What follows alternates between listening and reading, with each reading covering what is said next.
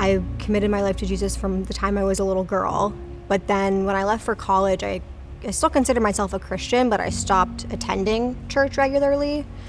And I wasn't around anyone who identified as a Christian. And I was training to be a scientist, and it was very much like Christianity was thought of as juvenile or the opposite of science. And, that kind of infiltrated my mind about religion and Christianity specifically. But then when I got pregnant with our son, I was kind of searching. Pastor Sam is my uncle, and his daughter Michaela was having her bridal shower. I came here, it was at the church, and I had been to this church several times, but it had been years.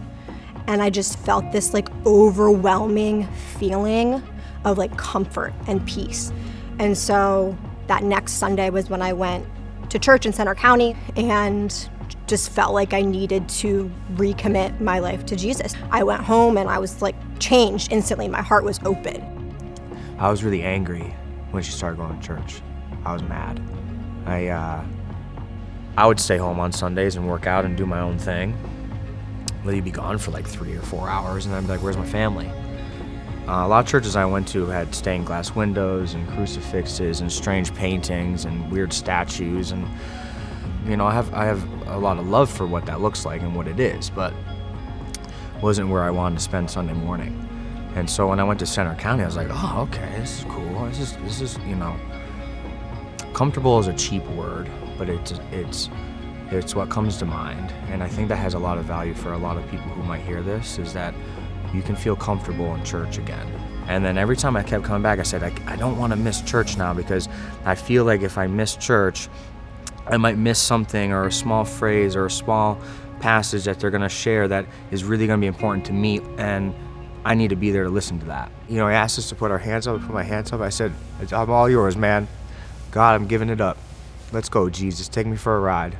And the feeling of freedom, of I don't need to do this all by myself anymore.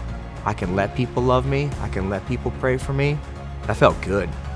For me, a lot of it has been about, re-identifying myself as, God's girl first, and all of the other stuff comes after. There were a lot of ways that I identified myself before that I thought dictated how I needed to see the world, and none of them mattered. They're always changing, and I needed something that I could anchor myself into. And that's what this has been for me, and I feel much more confident now in my faith than I ever did before.